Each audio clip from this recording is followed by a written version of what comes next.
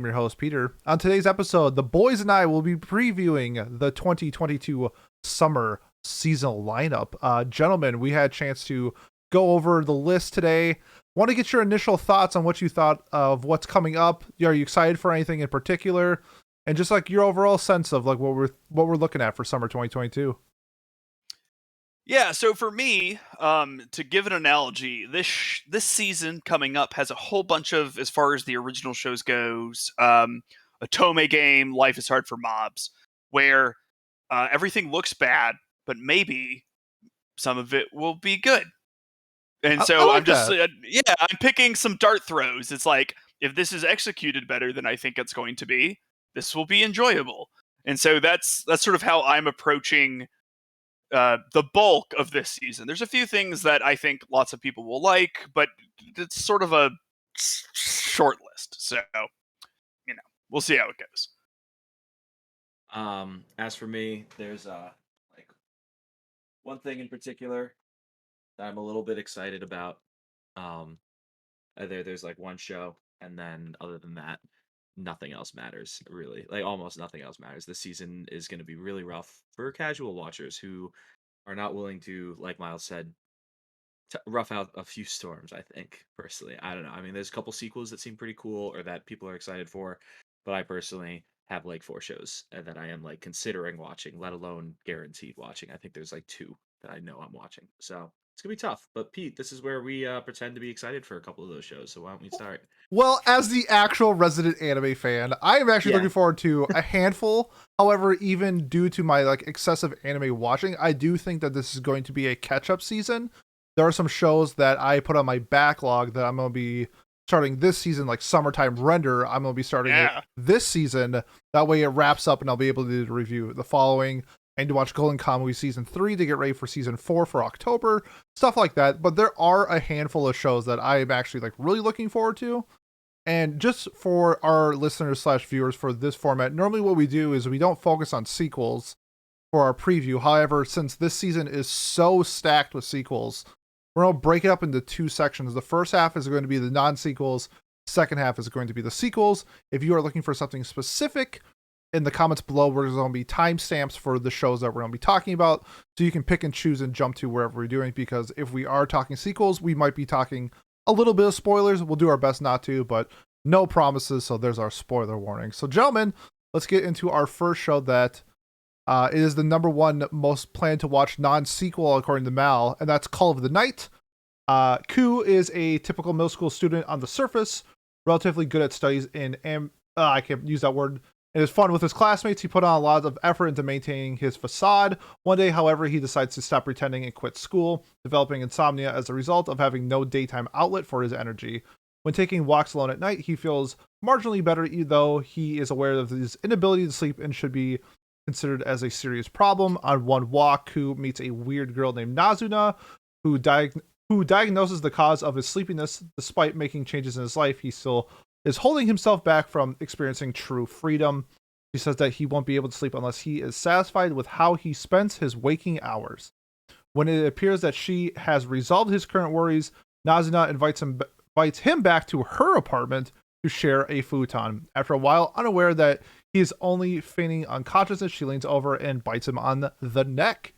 So Call the Night, for reference, I've read like 35 chapters, I think. Miles has read 2, so we have very conflicting opinions on Call of the Night. So, gentlemen, I want to get your thoughts, especially Miles, your thoughts on Call of the Night. I hated the manga, and I'm gonna be perfectly honest, I don't even remember why I did. I just remember reading it and like, just being like, I'm skipping manga club this week. I'm not doing this. This is just, I don't have the energy to do this. But honestly, for the life of me, I can't remember why I didn't like it. It only took you 2 chapters to say this is bad enough to drop. So I think that's saying something, like. But a lot of people really do like it. I am going to give the show a chance. The PV art, the still has been not great. Mostly the eyes aren't good. However, from the animated PVs, I'm not sure if that's going to carry on. It'll be something to check. I think it will. I Okay, think that, I well, think they want that to be like the focal point. Not I should say focal point. That's the wrong word. But like, you know how you look at like a particular art style and you can like tell who like wrote that. I think we have it this season with the guy who wrote Teasing Master Takagi-san. He has a new show coming out this season, and like by the art, you can tell like that is his work. I think the mangaka kind of went for it on this, where like you see the eyes and you know it's that person. yeah, I think there are ways you could do that without making them look cross-eyed all the Yeah, time. maybe. Like you can tell Clannad is Clannad's artist without them Yeah, looking. because you could park a Tahoe between their eyes. Yeah, but I'm a big Peyton Manning fan, so like,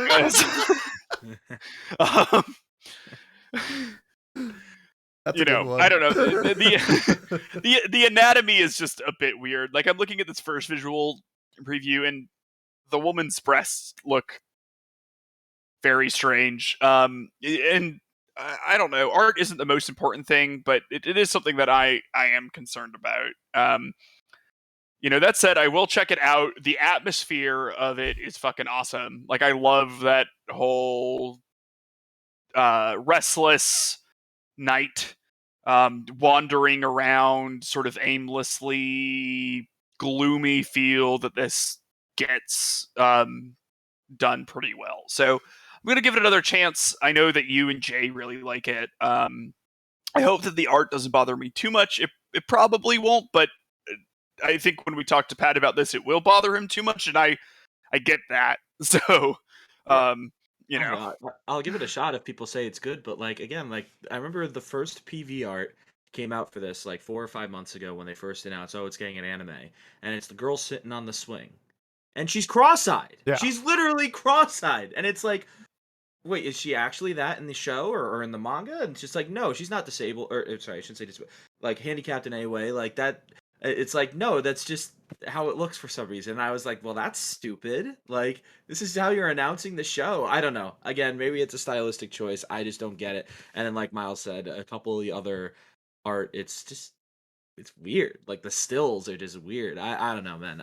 I'll try it if people like it, but I don't know the hook as well. The details for me, I'm not that intrigued by it, I guess. And yeah, hearing that Miles dropped it after two chapters of the manga. Like how many was that? 10 minutes of reading? Like I'm like it's like I don't know. What do you give longer? I mean, you didn't give No Game No Life longer the first time, but no. like So things that I uh, have dropped quicker than again, I think I might have just been having a really tough week or something. But like things that I dropped quicker were the Gintama manga, um, which is another very popular thing, but yeah, I a didn't little even bit. get through the first chapter of Gintama.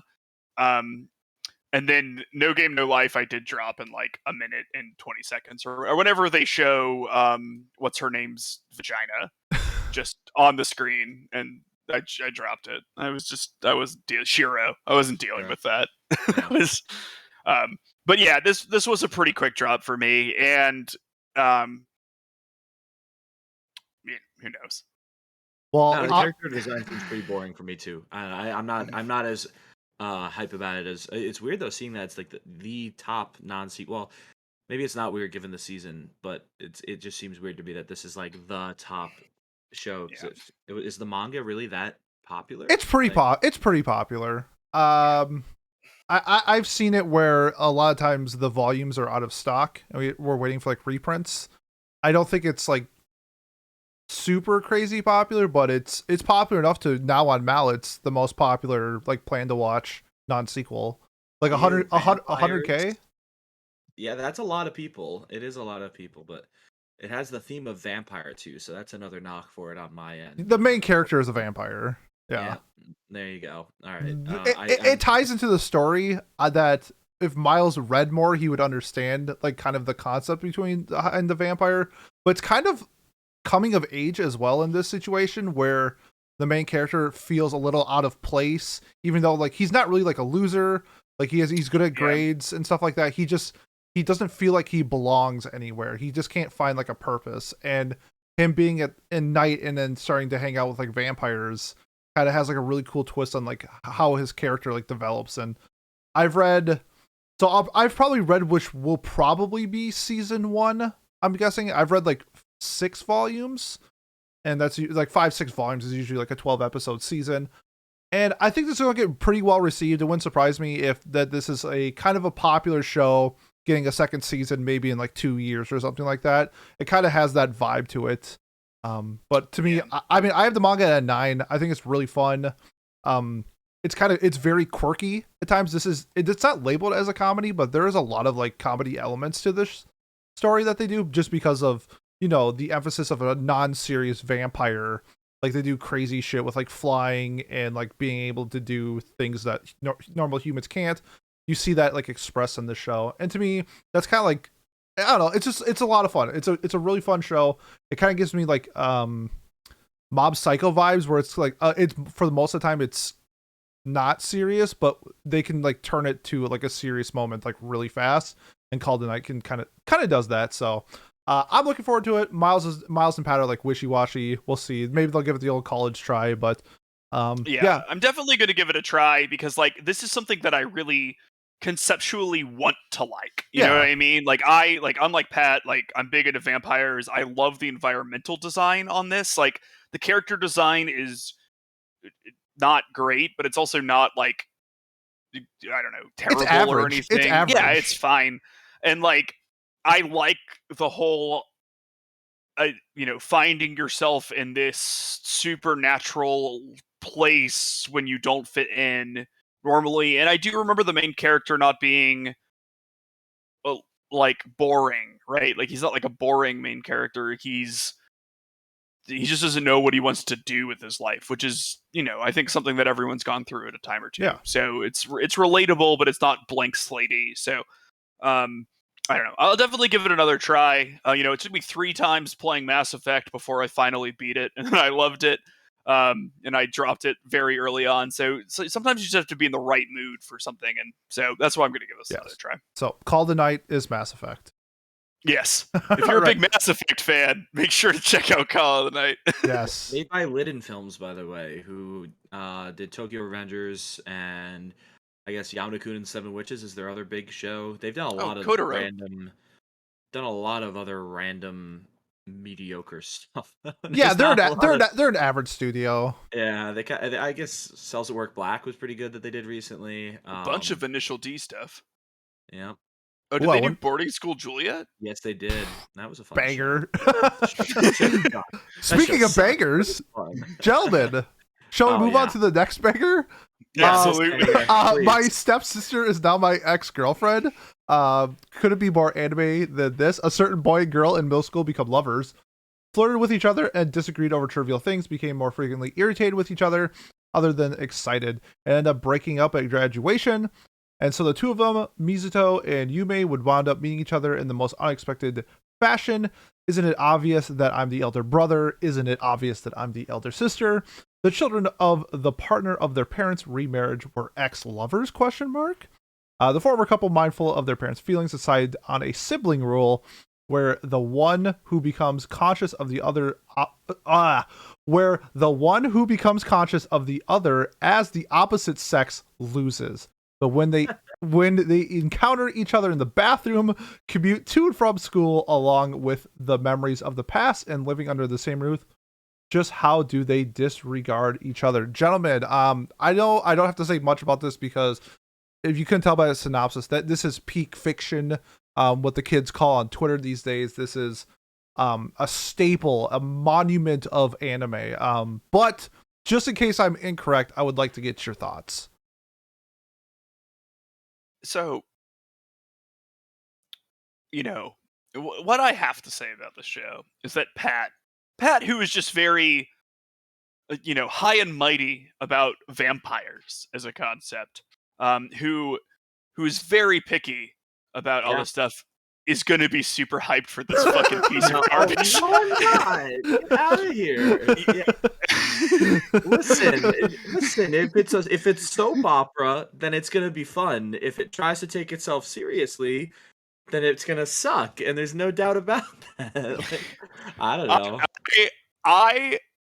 I'm tired. You know what I mean? Like it happens every season, and like honestly, at this point, I'm tired. Like it's different. It wears different clothing every time it comes through the door. You know, is it couple of cuckoos, or is it domestic girlfriend, girlfriend, or yeah. is it Whoa, whoa, whoa. girlfriend, or Different show. I Come on. shaved and I picked up a homeless girl or whatever. yeah, Yeah. or is it Studio. Toradora? You know, Oh, we don't. what? Yeah, is it Toradora? But you know what? I mean, yeah, fuck it. Who cares? I'll give it a go. Yeah. I just like I've admitted defeat. Why not? Who cares? So for me, yeah, the first thing I thought when I read this was it's like Domestic Girlfriend, which is like a top 3 manga for me, like all time, I think. I obviously I'm not that into manga, but it was fun. It was a fun ride because it didn't take itself too seriously. I do think that the fact that this is made by Project Number 9 as well, who did Higehiro, which is the picking up Yeah. the high schooler That's because I hilarious. shaved. That's really funny that that's the same studio. Yeah, this studio sucks. They have not done anything that deserves. Well, any they are recognition. they're doing it right now, the Love After World Domination, which is Yeah, fantastic. okay, that's fair. That show looked. I've heard good things about that show, but other than Okay, that, I will then- say the show is great. The show does not look great. There's It's fair. okay. That's fair. there are some of it looks good. They have like I mean you could tell that they put all of their momentum into like certain parts and it completely falls apart in other parts. Like Mm. really good show though. But yeah, but yeah. So this show, yeah, again, if it, I kind of already said, but if this show goes the Domestic Girlfriend route of being just like soap opera, just full on ridiculous things happening and then not taking itself too seriously while doing that, I think it could be a fun show to watch. But yeah, no, Miles, come on, I think I deserve a little bit more credit than that. I am not. If anything, it's Pete who's looking forward to this show because we're talking about it, right? Isn't that right, Pete? It's okay, so this is like the Diamond in the Rough style show where Yeah. 1 out of every 20 of these shows is gold. Or I guess in this analogy, it's a diamond since I used that.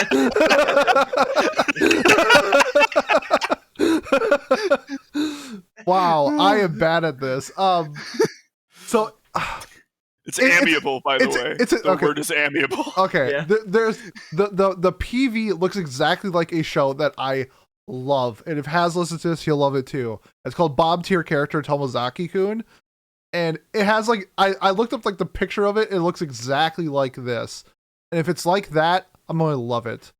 But 19 out of 20 times, this show is going to be a 3, and I'll probably drop it after 5 episodes. So I'm gonna give it a shot. However, this looks terrible. I watched like half the PV, and it's like the stereotypical trope, like, oh, he walks in on her while she got out of the bath. Oh, I wonder what's going to happen. Uh-oh, like stuff like that. And I can like you can like foresee the episodes, like what they're going to be ahead of time. Like they meet episode 1, episode 2, they hate each other. Episode 3, they walk on her dressing up or something like that. And then towards the end, it's going to be like he gets like a new love interest, and then she gets jealous, and I don't know, maybe they fuck. Who knows? But like, So okay, there's no way they fuck. there's no way. They're in high no school. chance. Zero chance. Except for here's the thing. Yep. A certain boy and girl in middle school became lovers. Now, I don't know if this is a translation error, but in English that would certainly imply that they fucked, right? Yeah, but they did it.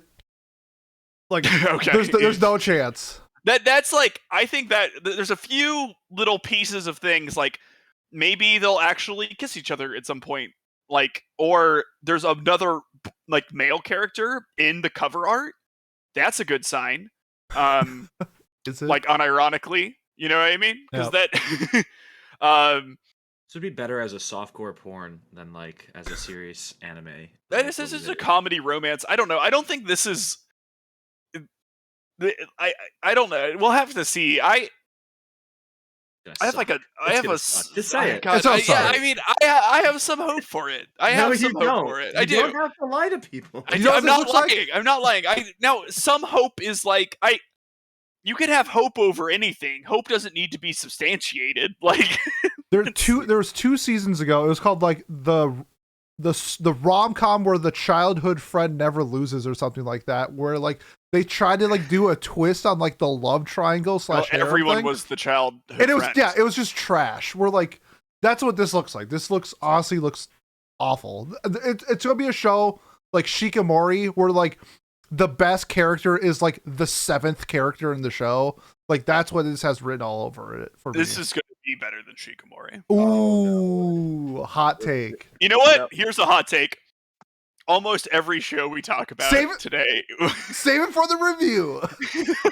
No, that's a spice. That's a tease. That's what we call the business a tease. Okay, I think we spent way too much time on my stepsister is my ex-girlfriend. I think we should move on to something that I'm literally reading the synopsis for the first time right now. It's called Engage Kiss. The only reason I put this on here is because Miles said he was going to watch 1 episode and drop it. So I said, screw it. Let's talk about it. Viron City, a mega floating metropolis created from the discovery of new energy sources. Shu, a young man who owns and operates a small business in the area, leads a meager life due to his reckless spending. Me. Kisara, a girl who visits Shu's office and home because she constantly is concerned about him. She works while attending high school in Veyron City, doing everything from clerical work to housework. Ayano, Shu's ex-girlfriend and senior colleague of the corporation he had previously worked for, is also worried about him. So it sounds like a bunch of girls are just worried about a dude who has a gambling problem or something. Thus begins the slapstick comedy of 3 people in a slightly unusual relationship that takes place on an artificial island and the Pacific Ocean genres comedy romance. Gentlemen, I don't know. Do you have any thoughts on Engage Kiss? Let me know. Mal can't write synopsises. There's literally a compound sentence in here. It's like it doesn't work. Or not compound. What's the Fragment. Yeah, fragmented sentence. Thank you. There's literally what is never mind. I'll stop. Miles, go first. This is your show. Sorry. So yeah, This is your show, Miles. what Miles thinks is better than Shikamori. Yes. I mean, this will be better than Shikamori.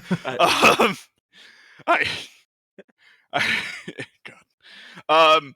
So what the second preview for this, which is the first one that I saw, like the picture, it shows the girl like holding her smartphone, and like the shadow of her on the wall, she's holding some sort of like super sword sort of thing.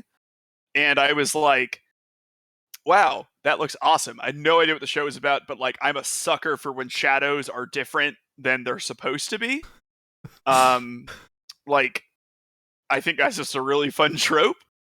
And then I read what it was about, and I was like, oh boy, this is gonna be bad. But again, this season is about throwing darts, right? Sometimes you're gonna hit that bullseye. Is this the bullseye? Probably not, but it could be. Who knows? So that's my thought on Engage Kiss. Also, I really like the character design. So yeah, I like the character design too. It looks cool. Pretty small studio working on it though. A1 Pictures. You know, they don't. That's another thing that is hopeful for it, is that they generally just release bangers. So.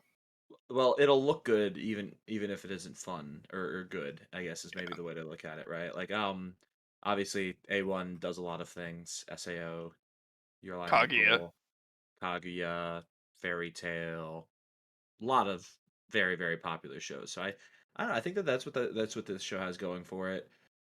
It's describing itself as a slapstick rom-com as well.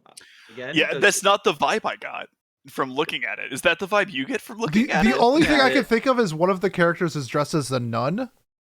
Yeah, like so how did they make that funny? And she's holding a gun. Yeah, that's like the freaking meme that's going around right now about how like anime nuns are just like, you know, just not. Battle nuns are awesome though. Like that's a thing that I'm super about. I know a lot of like IRL nuns, and they're not battle nuns as far as I know, but maybe they are. How many IRL nuns do you know? I went to Catholic school my That's entire right. life. That's right. I know a good couple as Yeah, you know well. what? I'm gonna say I like in my course of my life I have been like friendly with 5 or 6 nuns, which I think is more than most people. So Yeah. Yep. So yeah, I don't know. This will this one, if it gets like character design's cool, but like how does it work together at all? I don't get it. The description just does not read what the cover art looks like at all.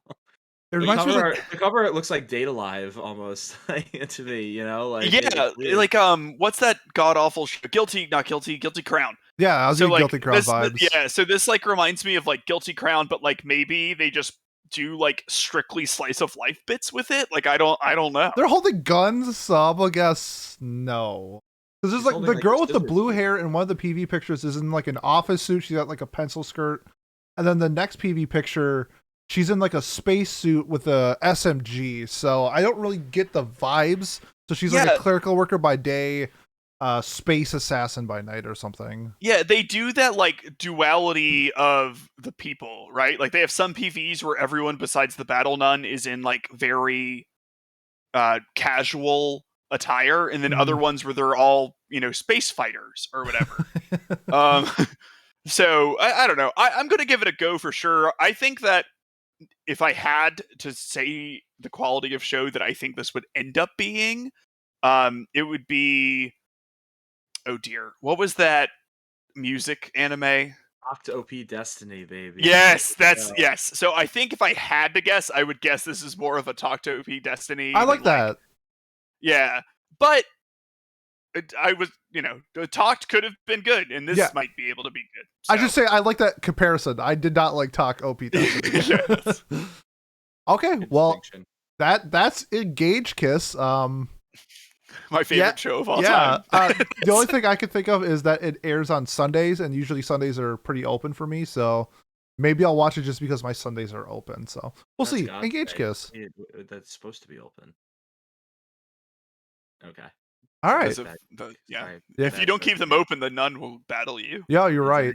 That's. We got I got another you, Pat. No got, worries. got another banger coming up here. We got Uncle from Another World.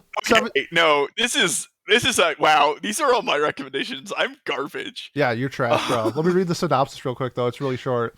17 years ago, Takafumi uncles fell into a coma, but now he's back like a man risen from the grave. Soon, Takafumi discovers two bizarre things.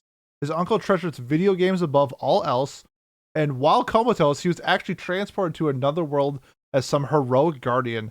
Now, not only does Takafumi have to root with his uncle, who is literally magical, he also has to catch the guy up on 2 decades of history. Smartphones, high-speed internet, modern anime tropes, and the traumatic outcome of the 90s console war. Genres: comedy, fantasy, isekai. Gentlemen, your thoughts on My Uncle from Another World? This is the dart throw that I am the most confident about, because this concept is fucking fire. Yeah. I don't know if it's going to be good, but it should be good, is what I'll say with this concept. It also has the PV where people are like paralleled to their fantasy and reality self.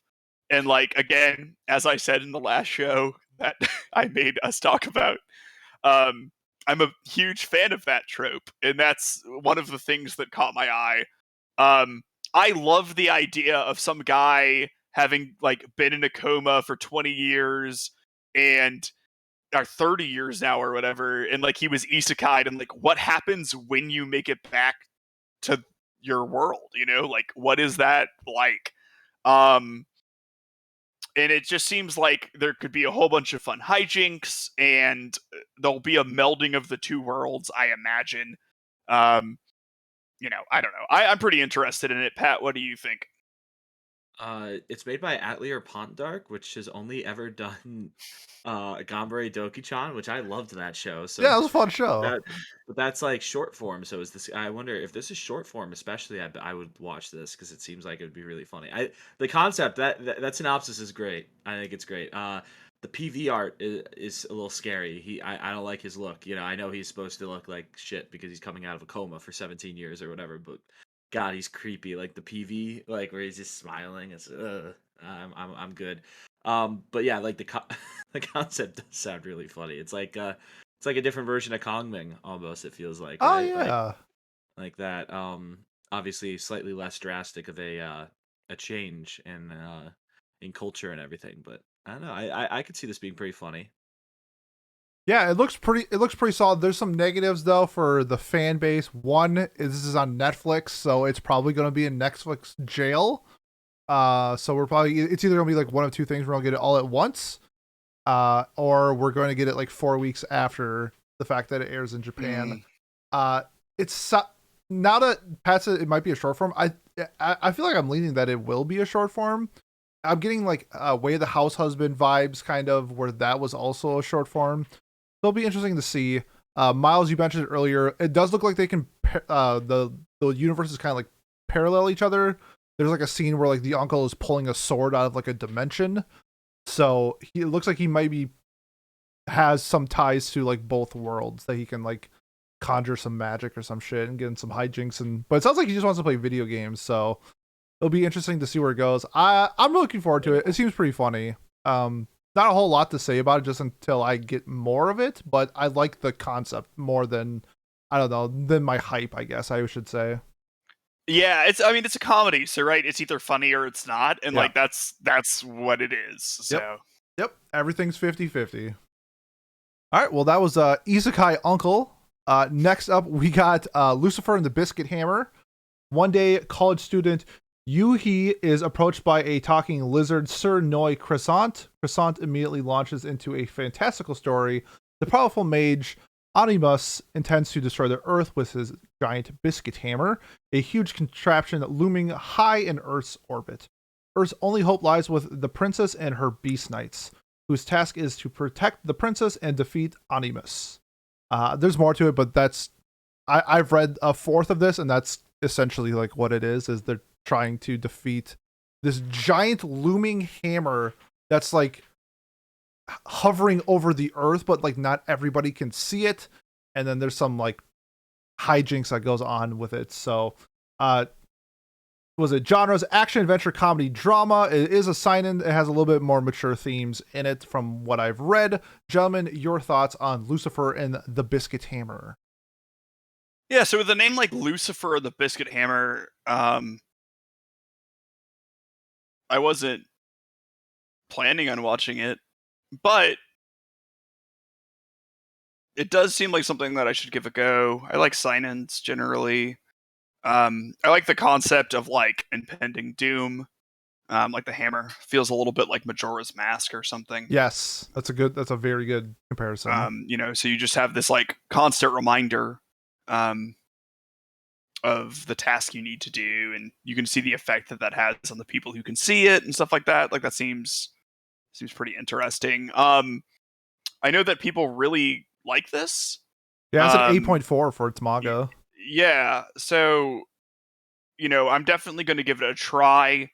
Um, I'm not like pessimistic about it or anything. I'm just not super hyped because I haven't really heard about it until we started doing our prep for this episode. It doesn't sound exactly like it's up my alley, but it seems like it's well executed. So I could imagine for me it being something like a Dorohedoro where it's like not exactly my cup of tea, but it's like still a pretty good cup of tea. So like, I'll drink it anyway, kind of deal. Yep. So yeah, I'm gonna check this one out for sure. Yeah, it has why is everything a comedy this year? It's weird. It's like or this season I should say. It seems like everything that we've talked about has like at least like something to do with comedy. I think Like it just gets comedy. You know how like Marvel movies are like mhm. comedy. You know what I mean? I think everything that has like quippiness to it gets that tag on Mal. Like Full Metal Alchemist, I'm pretty sure has like a comedy tag or something. And it's just like, you Really? know, Yeah. that's my guess. I don't know, it looks interesting. It's got good character design, I think. I like that the Crescent Noi or whatever the lizard. It's like it's preview art or whatever is him standing on its hind legs, like doing the um with his legs behind him. I don't even know how to describe it. It's pretty funny. The studio kind of scares me though. It's Studio Naz. They've done My Sister, My Writer, Banger. Hajimete no Gal, It Invaded, Unironic Sa- banger. Sabaki Bisco, whatever the fuck that show was recently, and then other than that, oh, Infinite Dendogram. They've done like nothing. So that's like that's good, I should say. ID Invaded's pretty solid. But That's yeah, their one outlier. yeah, one of 9. They did one Natsumi's Book of Friends thing. Like an That they OVA or did- something. Yeah, it has an 8.4. Good for them. the season 6 Natsumi Book of Friends specials is their highest rated thing by about 0.6. And that's Also, only as a producer. That's not as the studio. Yeah. Oof. Oof. Yeah, It Invaded at 7.85 is their highest actually produced show. Which, like, yeah, that show I heard good things about, but not not doing too hot with that studio. I gotta say, it's a little scary. For me, I've read this. The biggest thing that I have a problem with that I hope that gets addressed is that it's clearly written for its time. This is a early 2000s manga, and of course there are a lot of panty shots in the manga. So you're hoping that the girls go commando in this? No, I hope that it's just not shown. It's like so unnecessary because the story itself is very fun at times, and the panty shots just like absolutely ruin it for me.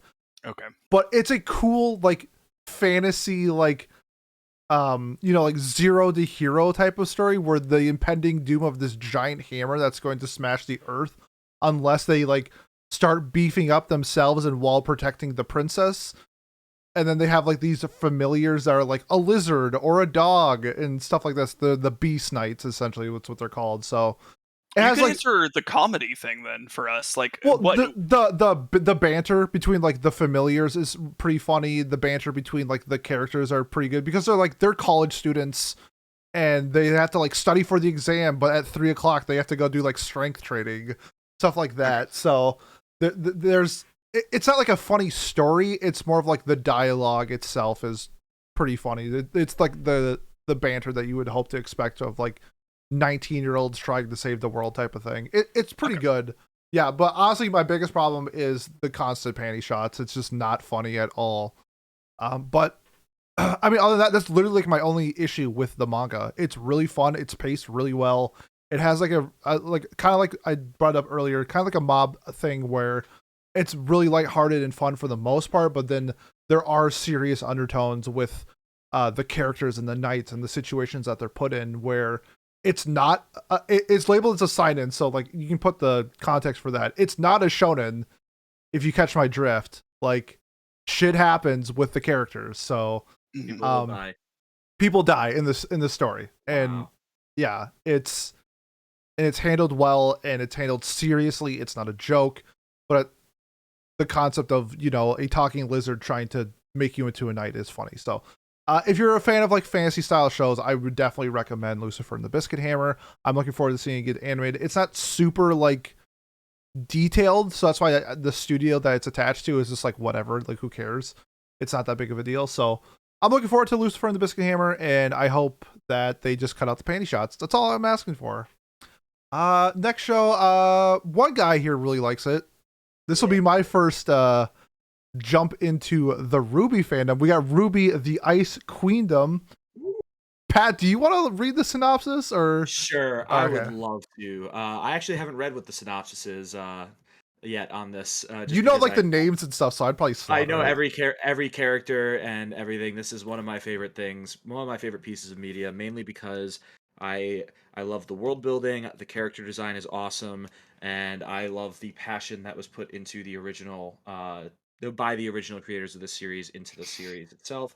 I don't love the writing and the decisions that they've made recently with it, and the constant delays in production that are often written off as, oh, we have such a great work environment. Well, then why is your work always late and not being done? Why are we still waiting for a season 9 announcement a year and a half now since it was supposed to have aired? Who knows? Whatever. Sorry, that's my little rant about RWBY, but I do love it. This is being done by a Japanese studio, though, only with the advising of the original cast or the original staff as well. So it's going to be, from my understanding, it's taking the original RWBY story and starting off relatively the same, but then going to take it in a slightly different direction.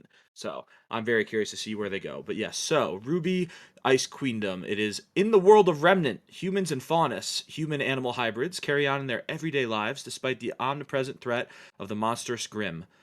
Dedicated huntsmen and huntresses battle Grimm with both customized weapons and their own semblances, unique abilities derived from the energy of one's soul. Some warriors also utilize a crystallized energy propellant, dust, to bestow their weapons with elemental properties. In this dangerous line of work, rigorous training is required to stay alive. To that end, each of Remnant's 4 kingdoms have established schools to properly groom children. That's crazy. Yeah, I read that and I laughed. I started to read that. I was like, "Whoa, that's wrong." Properly trained children There we holding go. aspirations of becoming licensed huntsmen.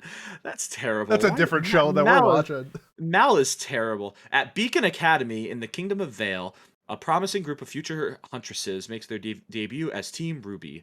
Ruby Rose, Weiss Schnee, Blake Belladonna, and Yang Xiaolong each come from different backgrounds and often butt heads as a result. However, when they cooperate, they are a formidable force and have even attracted the attention of Beacon's headmaster, Professor Ospin. Alongside fellow students such as those in Team Juniper, the young prodigy Ruby and her friends engage in adventures which pit them against an extremist faunus group known as the White Fang. Every explosive encounter also brings them closer to the true villains, orchestrating conflicts from beyond the shadows. So, yeah, I don't know. I am so hyped for this. The first episodes are gonna air I think June 20 somethingth, as like a preview or something. I don't even understand. They're getting released early, the first 3 episodes, and then we're gonna get to see episode 4 debut live at Anime Expo, and I cannot wait for that. It's like the it's the only panel that I know I'm going to for sure, because apparently there's going to be some of the staff there as well that worked on this, or at least videos from them. I don't know. Yeah, I'm really excited to see them retell the story because again, the first few seasons are really fun, but they're very amateur as well in the way that they're done. I think what the show really had, or Rooster Teeth really had a cool idea with the semblances and with customizable weapons, a scythe that's also a sniper rifle. Like how sick is that? There's a ton of different cool ideas here, but they didn't have the wherewithal to be able to execute a full story. And I think that having to retcon a lot of things and change their strategies over the past few years and the past few volumes has really hampered this show in terms of its ability to grow. So I'm excited to see Studio Shaft especially take this project on. Miles, what do you think? Yeah, so I love Studio Shaft, right? I love Monica Magica. I love it. Depending on the entry, I love the Monogatari series. But what I do love from all of the Monogatari series is the visual design and direction and stuff. I think is absolutely phenomenal. And I I I think RWBY legitimately has some of the best character design in media. I mean, you were hinting to it. The Little Red Riding Hood with a fucking scythe that is Yes. also a sniper rifle is literally the coolest thing in the It is. entire world. It is so cool. And if anything tops it, it's Weiss's character design, Yes, my which is queen. so freaking cool. And it's just so cool. I didn't like I don't like the look of RWBY, the CG sort of. It's tough. It's hard to get Yeah, by and if I you get don't. it's If you're not. it's Rooster Teeth doing it, right? So I get why it at least started out like that. It makes perfect sense. But with Shaft behind it, oh my god, it's going to be so good. I don't even care if the story's good, to be perfectly honest, because it's going to have RWBY doing stuff with her scythe, and I'm going to be like, this is so fucking cool. It is cool And because it's not just like RWBY. That's almost every character. Well, for one, they all have the color names and stuff. Like Ruby Rose, Ruby obviously being Ruby, Yang Xiaolong, Weiss is white in German. And like Pyrrha Nikos is a character that's very obviously modeled after Achilles, all the way down to what weapon she uses, and who is Pyrrha, or who is Pyrrha Nikos? That's an actual mythical friend, the best friend of Achilles, the potential lover of Achilles, who, based on your interpretations. Like, there's so many cool like mythological references and things that it's I just love it. Like, so much dedication and time was put into the creation of these character designs and their backstories or their motivations, whatever. And it's just like, I love it. Monty Oum, so great. Rest in peace. But sorry, go ahead, Pete. The one thing I'm looking forward to RWBY the most is that RWBY fans really fucking love RWBY. Like, they love RWBY, and this will be my first introduction into RWBY. And that's like more that I'm looking forward to than the actual show. That I can be like, I don't know, like I feel like if I mentioned like a little hint to Pat about RWBY, I'm going to get a paragraph response because that's Pat and RWBY. So that's like what I'm looking forward to. The engagement, the community, the conversations gonna be around the show, because I think this will be a heavily talked about show. I've seen like bits and pieces of like its art that's going to be, but I wouldn't surprise me with Shaft behind this. If this is like an animation of the year like contender, I can see them doing like really fantastic work with like the designs and just the scenarios that they're in. And it'd be, I don't know, you said before like their colors and like the themes, that I feel like they could do a lot of that with a high budget studio and add more to their characters with that budget. So that's what I'm looking forward to the most with RWBY. I hope I don't know what to expect, to be honest. I don't know if this is going to be a 5 for me. I don't know if this will be a 10 for me. It could be anything. This is probably one of the most looked forward to shows, just because of the unknown, the uncertainty of it, and just like the swirl of its popularity that I know nothing about. And I know a lot about a lot of things, especially in anime, but RWBY is one thing I know zilch about. Yeah, one thing to note too is that one of the things that made the show so lovable, especially when it first was airing in the first few seasons, was the fight choreography. If you ever watched like the RWBY trailers, like the original things that were like the concepts of what the characters are, Red Like Roses trailer, things like that, the fight choreography is insane, and that's something that Monty Owen was really good at. So I'm very curious to see if Shaft is able to reimagine, but also like I guess call back to that, like where she's like sitting there, slams her scythe in the ground, spins around, and like kicks like four people with it, and while flowing. Like it, again, if you ever look up any sort of fights from RWBY, you'll see what I'm talking about, especially in the Shaft early has seasons. great fight choreography, so I'm very hopeful that they'll be able to do that. If you remember the Mommy Homura fight from Rebellion, Yep. that is such a good fight, and Chef's kiss. so hopefully, you don't know until you know, but they're capable of doing it justice. I'm quite sure. Pat, can I ask you a question? Yeah, go ahead. Okay. I think this is going to be a lot of people's introduction to RWBY. Do you think that the community might ruin this show? Like, sorry, I should say the community, but like, do you feel like there's going to be like the parallel between like the RWBY fandom who have seen everything and knows everything, and then like this new batch of people coming in just based off of how passionate RWBY fans are? Oh well, RWBY fans has already ruined their own shit. The shipping and the ridiculous latching on to thing. I don't know. There's some very passionate people out there. That's the way I'll put it. And at the end of the day, all I know is that the original guy was like, yeah, I never want any of the original four to ever get together, but here we are in volume 9. Some things are happening. People are very passionate about their characters. I don't expect it to be any worse than like a normal fandom though. So like, I don't expect to see people after the like third episode being like, oh, this character is the worst, like blah blah blah, like, any more so than like a normal anime. I don't think it's gonna be like, I don't know, I hope the new I hope RWBY fans too realize that this is like make or break for the what do you call it?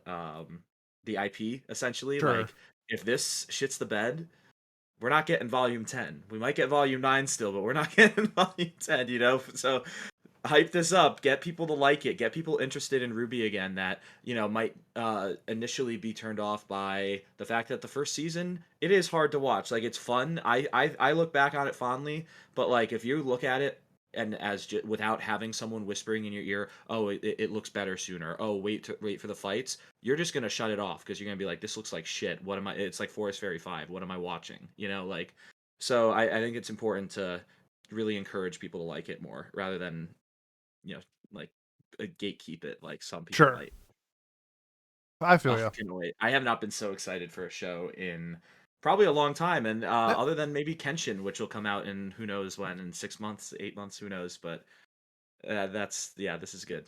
Yeah, it'll be fun. It'll be the first show of the season since we're getting those 3-episode batches. So, do you think it's gonna be short form like the original, or do you think it's gonna be full episodes? That's the other thing. I hope it's full episodes because the first season, yeah, you could probably do that in the first like 5 or 6 episodes of the show, but I hope it's not short form, just for the sake of wanting more content. But I think it would work in short form, depending on how fast they adapt, like the season. But yeah, we don't know. Like again, the initial PV and like things like there are certain scenes that are called back to that happen in the first volume or first few volumes. I think first couple volumes of the original RWBY. We don't know where they're gonna go because they're calling it Ice Queendom too. So it seems like it's gonna have more of a focus on Weiss. And like the original cover art made her look like freaking what's her name from Akame ga Kill?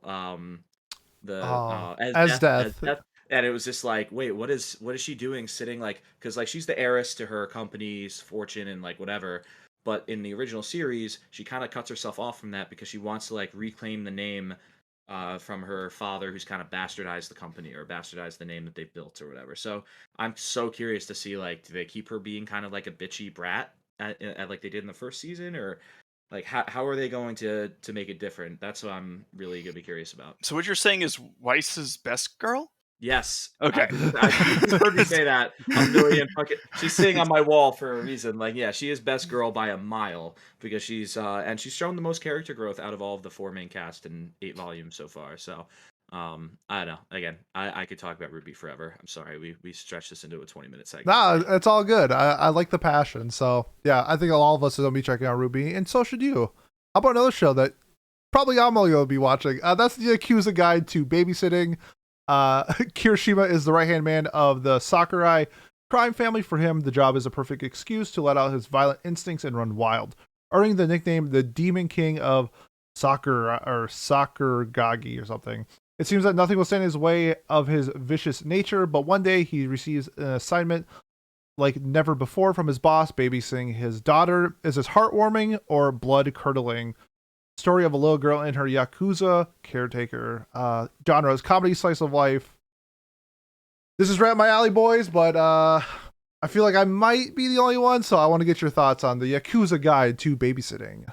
This is what I put shows like this I put into a box, and this box is to be opened if Pete is like, "Hey Miles, you'll like this show. It's really good." And then I open the box and I watch it. And that's I was waiting for you to say it, and then I closed the box. And then I closed the box. Close the box and throw it in the ocean. No.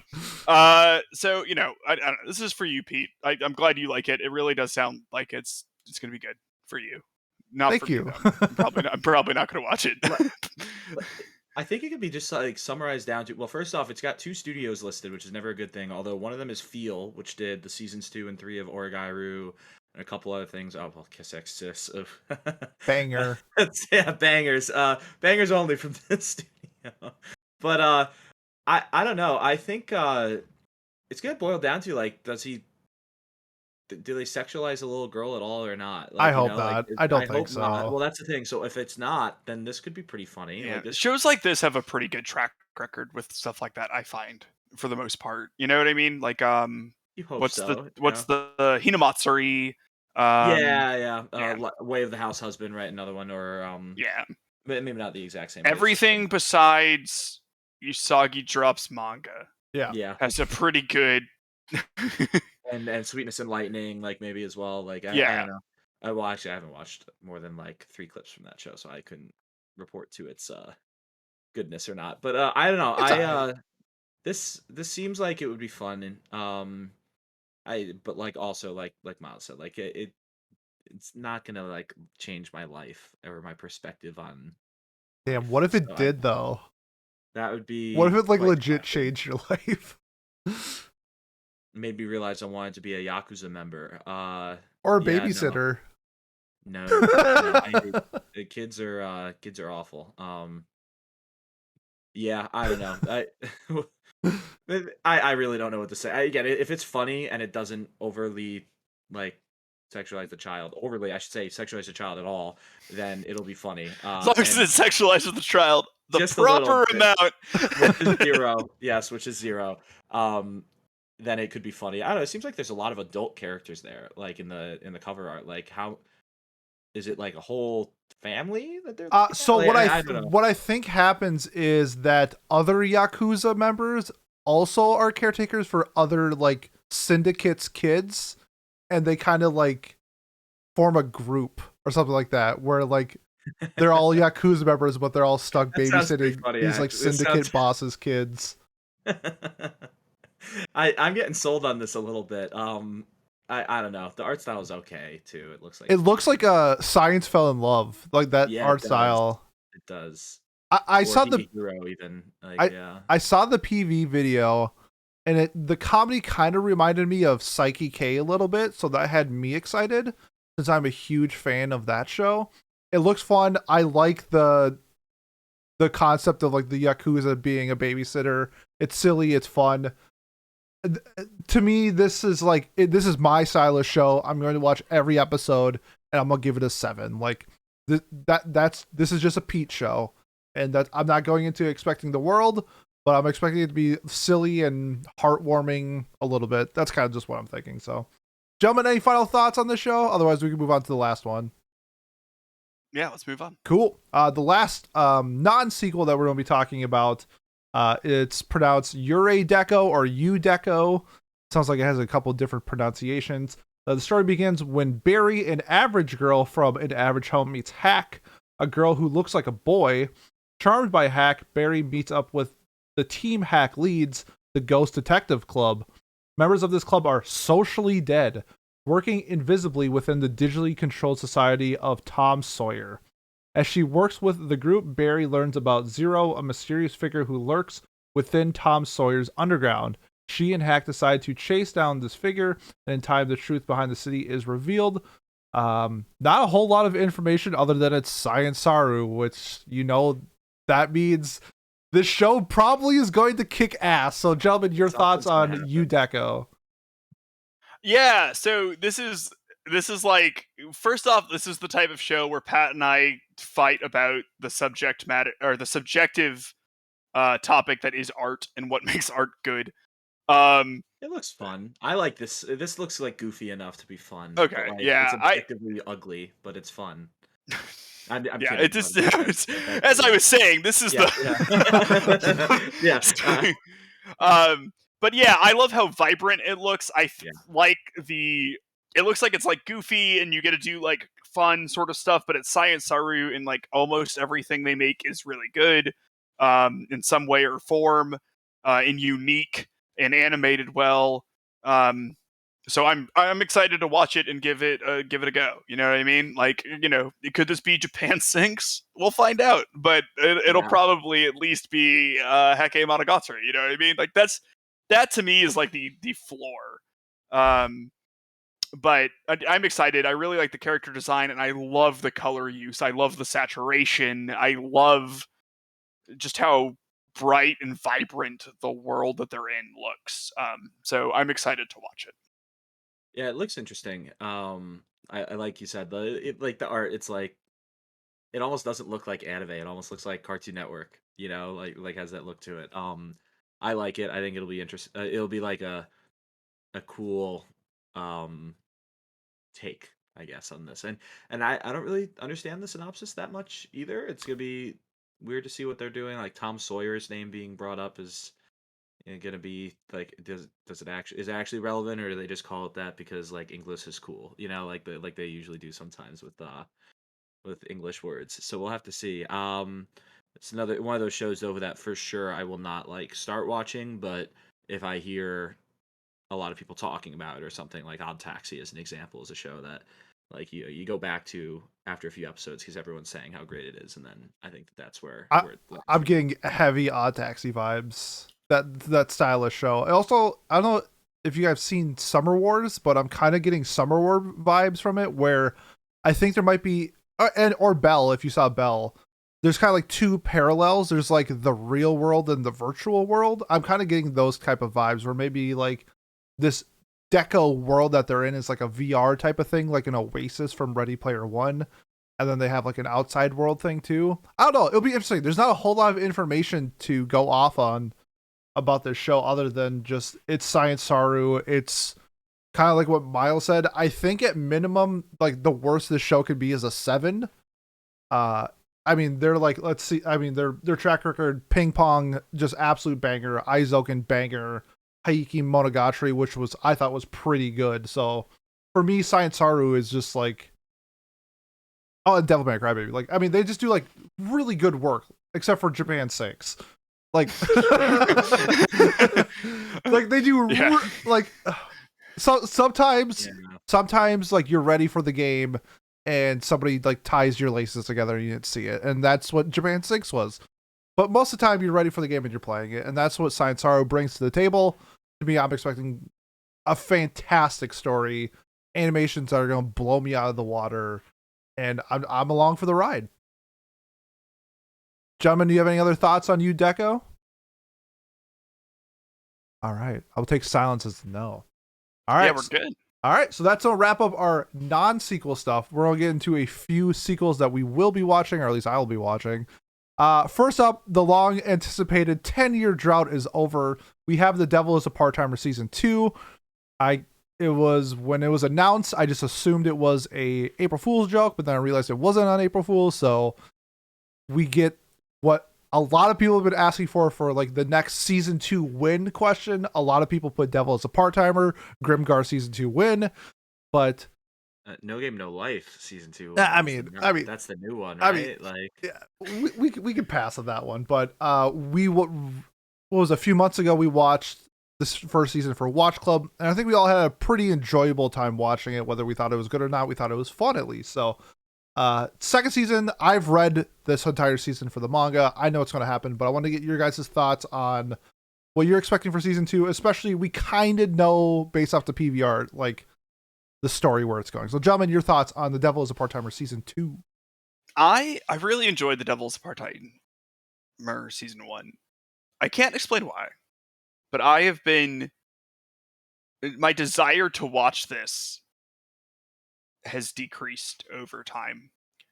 And so like I know I like they're gonna do some sort of romance stuff between Mao and Amelia. Are they?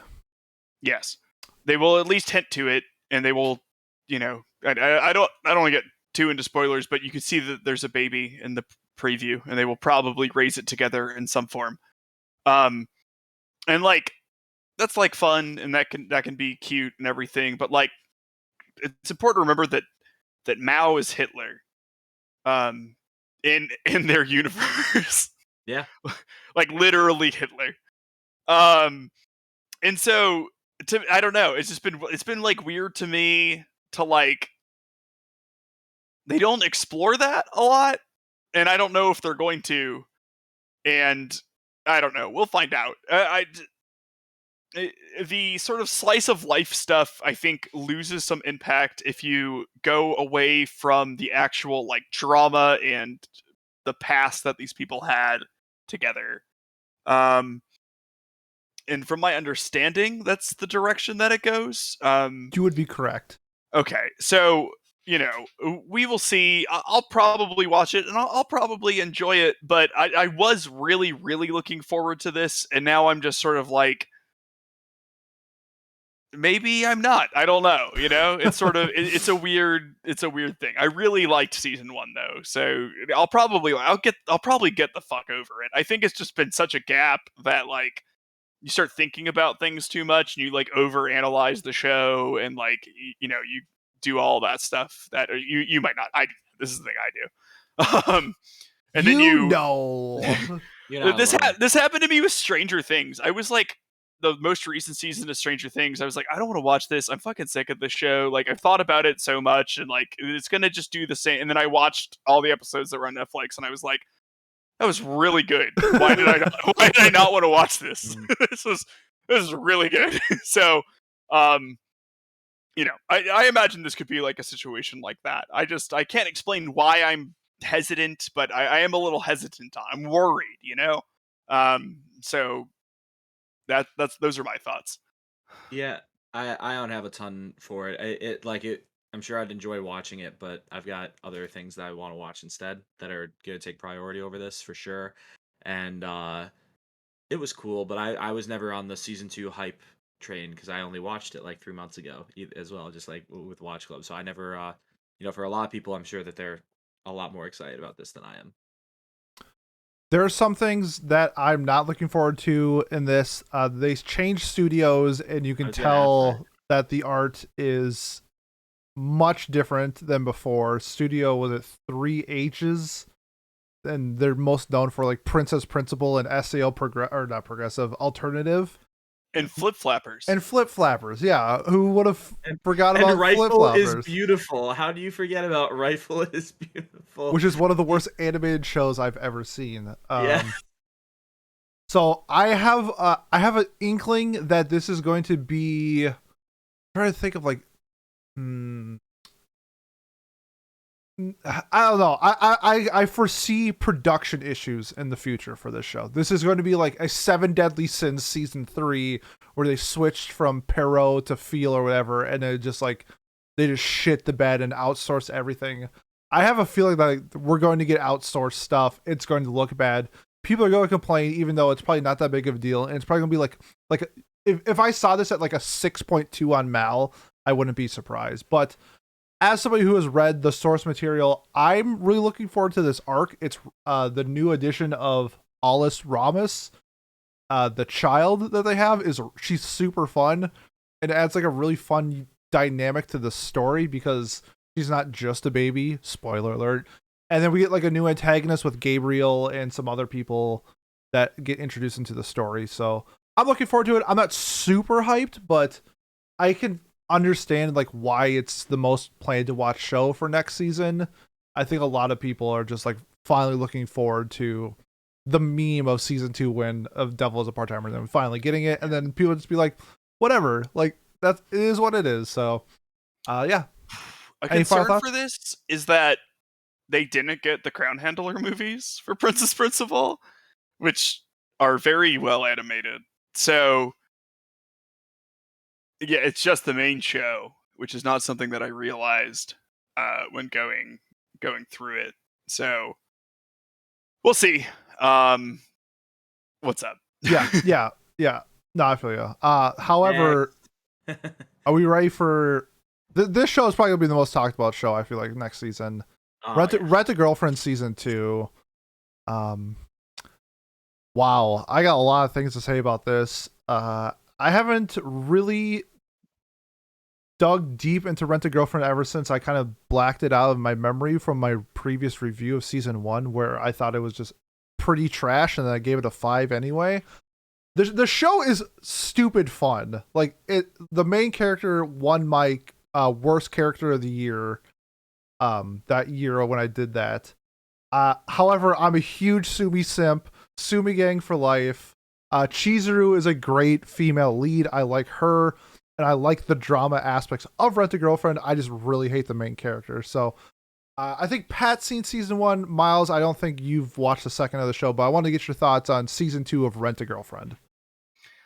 I have often looked at the art of Rent a Girlfriend season 1, like the splash art, and I think to myself, maybe I should watch Horror Mia. And that's about all of my thoughts for Rent a Girlfriend. I had more fun with Rent a Girlfriend than I did Horror Mia. It's not a better show by any means, but I think I had more fun with it. I'm excited for season 2 mainly. Well, here's the thing. Like when I finished Rent a Girlfriend, I was like, oh, I need to know what happens next. In the same way with like Domestic Girlfriend, I was like, oh, I need to know. I can't be satisfied with one season of the anime. I'm so curious about what's happened with all the waifus, like all the characters. I really like Chizuru a lot. I think she's, like Pete said, great female lead. I actually like Mami as well, because I think she's like similar, like how Rachel from Tower of God gets a lot of hate just because she's the antagonist. Like no, she has her own motivations. Like there's been hints to that so far in the show, and I'm excited to see where that'll go. Ruka as well. A lot of people really hate her, and it's like Worst I don't know. character. I like she's annoying as fuck. I agree. Worse But than like, the main guy? No, not even close. Okay. Kazuya could Yeah. legit just. Kazuya's awful.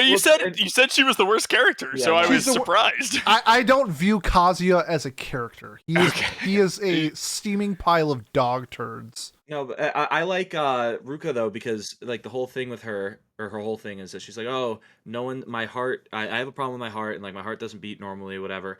But but I've never like been excited by a person before, or like been like, like basically I've never had my heart skip a beat for someone. And then Kazuya, for whatever reason, don't know why, is the person that happens with, and she's like dead set on getting him because of that. And it's like, I like that. I think that's like a fun little like different motivation than normal for a show. Yeah, but the Kazuya is so hard to watch, and the problem is like seeing like all the talk about the manga too. All I've heard is that the manga essentially, they make some progress, they grow, and then it all resets to zero again, and like resets to like square one over and over again. So There's I a can't fifth girl now in the There's a manga. fifth now. Oh, there you go. So in season 2, we're not going to get any resolution. I want to see him get closer with Chizuru. I want to see him grow as a person.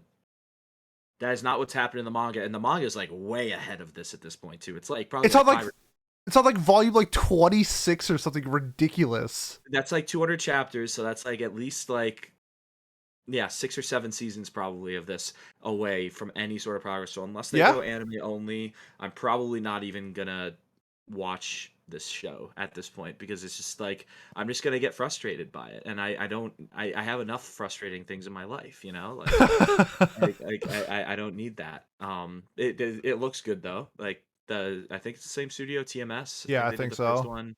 And TMS does a lot of great shows, so I'm sure it'll look good. But it's just like, damn, I want progress. Positives for this season. I believe we start out with Sumi's arc in the beginning of season 2, and since she is best girl, that can't go wrong because she is the best.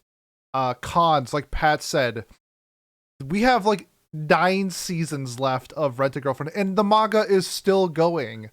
However, this does sell like hotcakes for some reason. It's like when a new volume drops, it's top 10 in Japan, and it's like top 20 in the United States. It's like the top selling non-shonen manga, which is crazy, but that's where we're at as a society. So if you are anime only, there's a pretty good chance we get like 4 or 5 seasons of Rent a Girlfriend. It all just depends if they want to keep doing this. And if you think this is bad, you should see what the mangaka's next work is doing, his manga. It is so trash that Rent a Girlfriend looks like a piece of gold. But that being said, the show is going to be super fun to talk about every week. I know that our Discord is going to be lively when the episode drops. Oh, yeah. And we're probably going to talk shit to each other and talk about Best Girl Soupy and whatever. But yeah, I mean, it's this style of show. It's whatever. I'm probably going to give it a 5 again. I'm going to hate Kazuya. I'm going to watch every episode, so. Maybe they'll make Sumi relevant this season. Oh, she was irrelevant the first season. What are you talking about? Put some respect on Sumi's name. Well, I want to, but she was in 2 episodes and she did nothing. 3 episodes, and she stood up for Kazuya at the bowling alley when he was kind of getting picked on. And then she tripped and fell and you saw her panties. Yeah. Don't forget that. That's Rent a Girlfriend for you guys. Yes. Let's talk about our next favorite Oh, show Miles is jacked for this one. Yeah, I'm sure he is. Overlord season 4. Me and Haz had a conversation prior to this recording, and I don't remember what happened in season 3, and I don't remember what happened in season 2. It was crazy that they released season 2 and 3 in the same year, and then took 4 years to release season 4. Miles, do you have any? You seem like you're like, hold on, I got something. So I have a question for you. All right. What happened at the end of season 1? Albedo's like, "Hey, baby, you want some?" And then Yeah, the I season believe ended. the end of season 1 is his fight with Shaltir when she tries to overthrow him. But that could be wrong. I don't remember. I thought that was 2. No, that's definitely season 1. Season 2 is lizard sex. Who yeah. could have forgotten lizard sex? I actually really liked that arc. Yeah, that was a pretty fun arc. I like the show the most when it's not focused on Ainz, because Ainz is very boring. And God, I really like Overlord OPs. Veracity, which is the OP for season 3, is one of my favorite OPs ever. So looking forward to OP for season 4. I haven't watched season 3. It's the show is, to me, is just so very mid. And I've heard season 3 is not great. And like I gave it a 5. Decide. Yeah, I just can't decide if I want to suffer through it. Is it 24 episodes? No, it's 12. Okay, maybe I will. I would like to keep up because I think it's like interesting enough to talk about. The characters individually. Some of the characters individually are interesting. I just don't know if I have the energy, you know? This is like a collective show of, this show is like very popular. Like, yeah, very and popular. I like being able to talk about it. Like I don't think it's good, but I don't like hate it with every fiber of my being in such a way that it's not Shield Hero.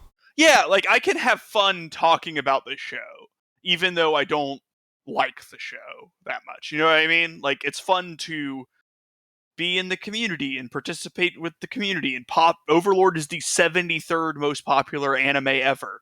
So, you know, that is fun. That is to fun. be a part of. Overlord is not great. And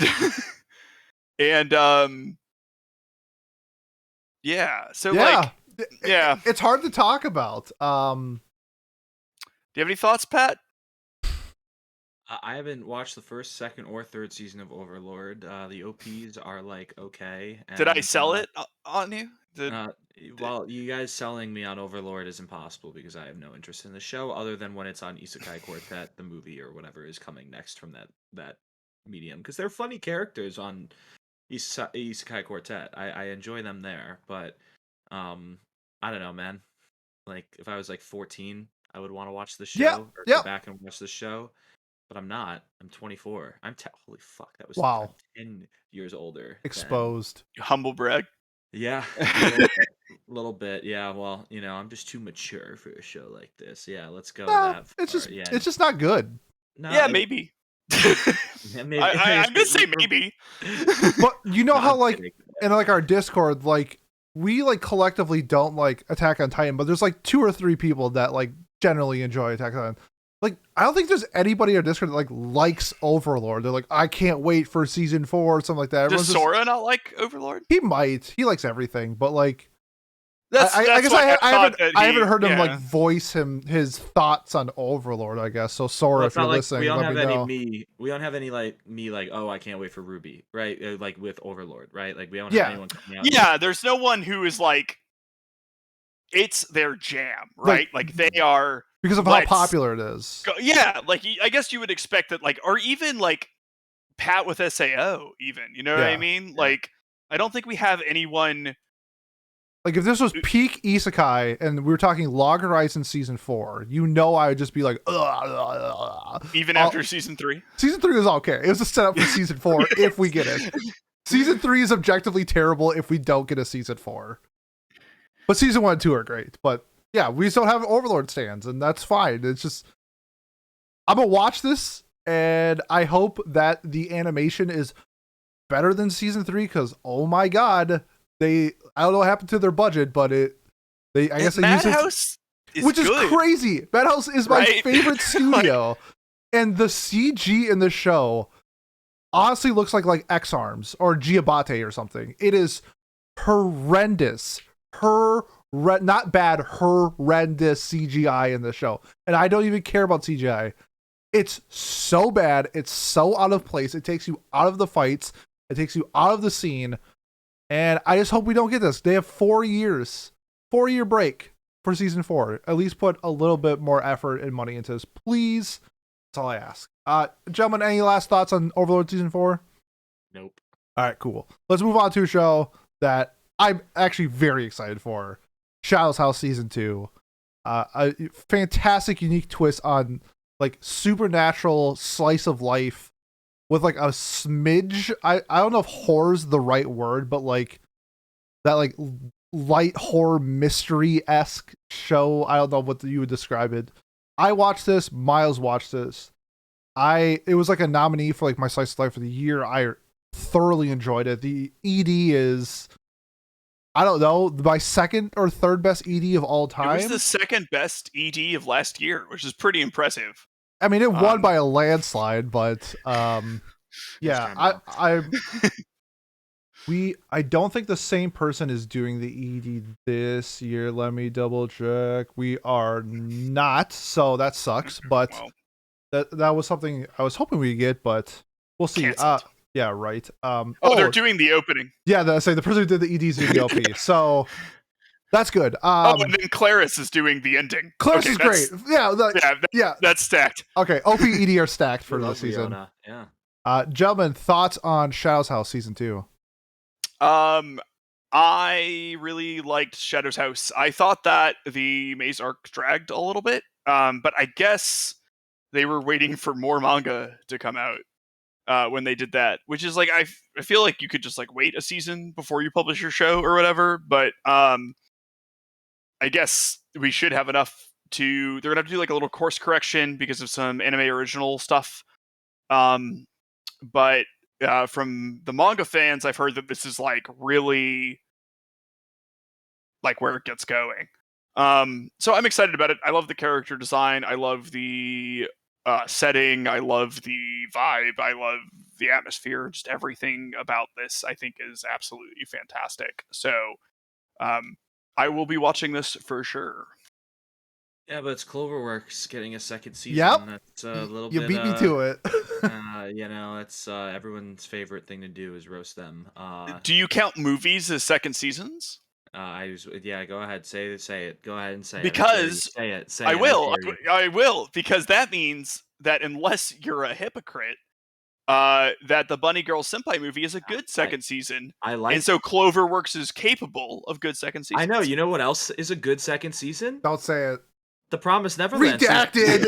yeah, it's actually fine. It's just not. Yeah, and then also Darling in the Franxx crashed and burned, and a little bit. I don't know. I enjoyed it when I watched like the first few episodes, but I think then having to watch it week to week, I binged it, which I think was helpful.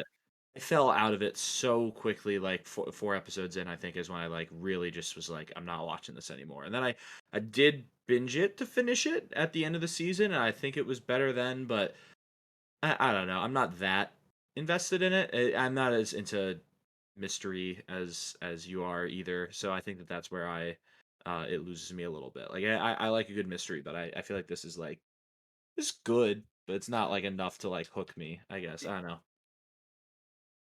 I guess it's so unique in its storytelling where on paper it kind of looks dark, it kind of looks scary, and the fact that it's more like slice of lifey, I thoroughly enjoy. So like, spoilers for season 1 if people haven't watched it yet. People get possessed by there are horror elements. Yeah, 100% there are. Replace people with dust, basically. Yes. And the dust, like, contaminates their brain. Like, I get that there is a bit of slice of life, but people talked about it like it was, like you're talking about it now, and I guess I've just never gotten that perspective. I think that it is primarily a mystery sort of thing, and like they're living their life in this manner, yes, but like, you know what I mean? Like, can you imagine if K-On! Had a mind control arc? Because I can't. Yo, spitting. I think it's more of like how Amiable is as a character and drives. She's wonderful. Yeah, and like drives her because she's like so positive And Amelia Kou really wants this to be K-On, right? Yeah, Like yeah. that's how she lives her life. Yeah, She's like, so like because that she is the main focal point, and her attitude and like her demeanor and her dialogue is very slice of life, and then like everything else around her is like turmoil and darkness and like, am I going to die? There's a lot going into it, especially we saw towards the end of like the maze arc where there's some like hierarchy drama as well within the house. So I'm looking forward to seeing stuff like that as well, to see if, I don't know, maybe one of the Shao's house like hierarchy people kills off somebody. Who knows? Like, I think that's all on the table. And yeah, I'm just really looking forward to season 2 of this show. Gentlemen, any other thoughts on Shao's house before we get to our last sequel? Perfect. All right, last one we got. We got Made in Abyss, the Golden City of the Scorching Sun. I can't fucking wait for this. Me and Pat saw the movie and did a review. This was like a year and a half ago. I had to go. This was your old setup, Pat. You have since then turned your table 180 degrees. Yeah. Now you guys don't see the mess behind me. Or actually, it's cleaned up a lot now too. I've done a lot of once I realized that the setup was a little bit more permanent than I hoped it would be. So funny story about the movie. When we watched it, after the movie, I bought this Bone Druid figurine. This was, remember, we watched the movie a year and a half ago. I got this 2 months ago. Yeah. I can't wait. I gave the movie a 10. I thought it was absolutely incredible. I love Made in Abyss. If you love world building, Made in Abyss is for you. We are now venturing into what I believe is like the next level. I think they're on like level 5 or 6 right now. So we get to see sort of a society, it looks like, of people who live within the abyss, which we didn't really see before. I'm interested to see how they actually get to the city, but I love the cast. I love Nanachi. The fact that we're going to get Nanachi as not a side character from like we did in season 1, where we introduced like episode 11. She is now a main focus with Reg and Rico, and I love her dynamic with, they're now a trio instead of a duo. So, gentlemen, your thoughts on Made in Abyss, the Golden City of the Scorching Sun? Yeah, I need to watch the movie, but everyone has told me that it's good. So I'm going to, and I'm excited to watch this. I think that more Made in Abyss is a good thing. It's definitely one of those anime that I like want to see go to completion, because I think that the overall journey that she's on is interesting. So with sequels, and this is probably why we don't normally talk about them, there's not a ton to say other than like I want to see more of the show. Yeah, no, for sure. Which I do. So Pat, you've seen the movie. Do you have any more specific thoughts or anything? Yeah, I like Made in Abyss. I've never understood like the super hype about it. Although I will say that the movie was awesome. I loved the movie. Really really good story for. I think Bondrewd is a really really cool character. I think it's really funny too. You mentioned the figures, because holy shit, man, that's one of the biggest crocs in anime. I think is like it takes so long, right? It takes so long. Like, and then also like I remember I ordered that this Elena figure behind me. I ordered it pre-order, and the release date got pushed like 4 fucking times. Yeah. Like, how is that allowed? How is that like a thing? Like, and it came like a year and a half later, like you said. So I think it's just a bunch of it's crazy. Like, but either way, the series, I'll be watching it for sure. Like, I'm excited for this one of the shows that I will be watching. But I've never been as into it as like people. Like, I still don't think it was the best anime of 2017. Even though a lot of people seem to think so, or voted for it to be so. And yeah, spoiler. Well, no, I'll shut up. But I don't expect my favorite character from the movie to be as involved in this season either. So, that's gonna suck, because like I don't care that much for Rico and Reg. Like, they're fine, they're not bad, but I'm not as attached to them as I was some of the other characters in the movie.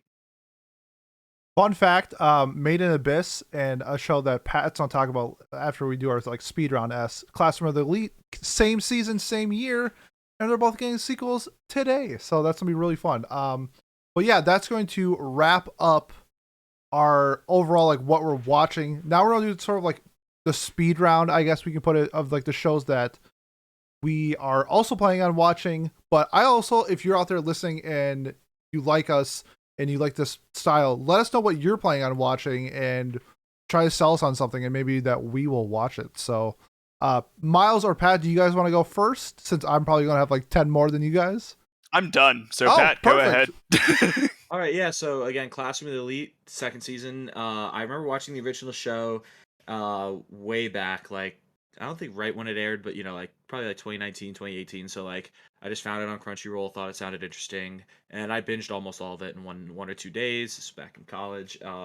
And then I remember just the last episode, like the last scene, it was like, oh shit, this is not what I expected to happen. Like it takes a slight turn, which unfortunately, apparently that turn is like either exaggerated or slightly different from the way that the light novel goes. Yep. I believe it's light novel sourced, right? Yeah. So are they going to retcon it, or how are they going to do it?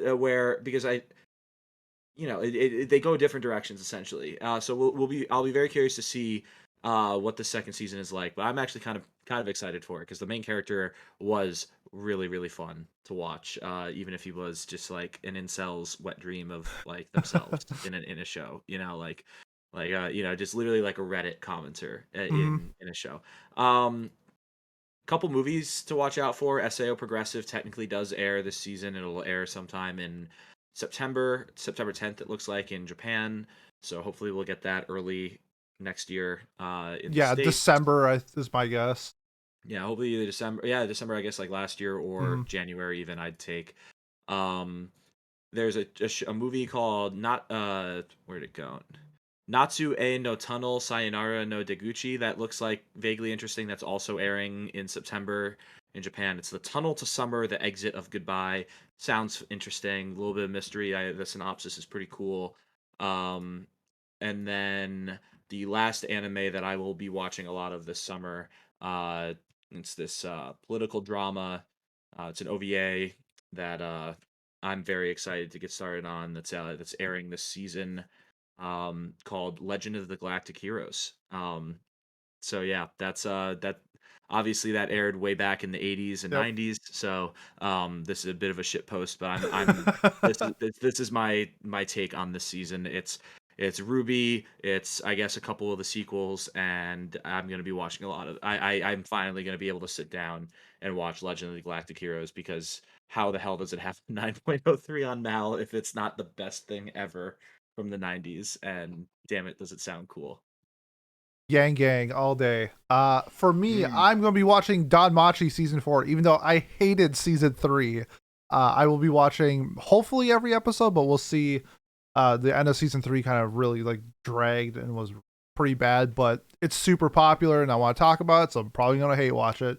When will Ayumu make his move? It's from the Teasing Master Takagi-san's creator. His third anime. So we had last season's, I guess currently this season's, and the Heart of Kuno Michi or whatever it's called. And then we're also getting the Teasing Master Takagi-san movie. Actually, it debuts at AX if I want to go watch it. We'll see if I feel like doing that. There's this isekai dungeon harem that's getting 3 different versions. It's getting like a super uncensored, an uncensored, and a censored, which has like help yourself. Redo of a Healer written all over it. So I'm going to be interested just to see what it actually means. For reference, I gave Redo of a Healer a 2, so I do not like that show, but I am intrigued by like the style and how they're going to like adapt this. What? What did you give World's End Harem? Like a 5 or a 6. Teen. Okay. Out of context, World's End Harem, playing chess with a penis is hilarious. And that's what World's End Harem is. They are playing chess with penises. Other than Tokyo Mew Mew, I want to check it out just because of the nostalgia of it. It's really popular with like females. I know the mangaka passed away this year. Don't say female. Sorry. Continue. It's sorry, it's like a shoujo, so no, I know. No, we'll talk about it later. Go ahead. Okay. Hopefully you understood what I meant, but I did, yes. Okay. it has that demographic of shoujo that that's just a staple, but it's a very popular show in that series or that demographic that I'm looking forward to. And then other than that, that's about it this season. I'm gonna be catching up on a lot of things. Oh, and Cyberpunk. Trigger is doing the Cyberpunk anime. I saw the PV. It looks way better than I thought it was going to be. Lately, Trigger did the SSSS Daizanamon and SSSS Gridman, and I thought those were just like okay animated wise. And when I saw the PV for Cyberpunk, I thought it was going to be something similar to that, and it looked way better than all of those. So I'm gonna give that a shot, and hopefully it's better than the Cyberpunk launch of the video game, because that was a dumpster fire. But gentlemen, we have made it, and if you have made it this far, you should leave a comment, comment, subscribe, leave a review on whatever platform you are on. It is the best way to support the podcast. Next week for Watch Club, we will be watching the Ghost in the Shell movie. And then 2 weeks from now, me and Pat are going to be in LA, so I'll figure something out. I do want to do like a live stream. Yeah, I do want to do a live stream of the con itself if the internet's good enough, but we'll do something for you. I'll get something out there. So I'm just excited to go to AX. So we'll see. And here's my new tattoo if you're watching us on camera. And yeah, thank you so much for checking us out, and we'll see you next time. Bye. Bye.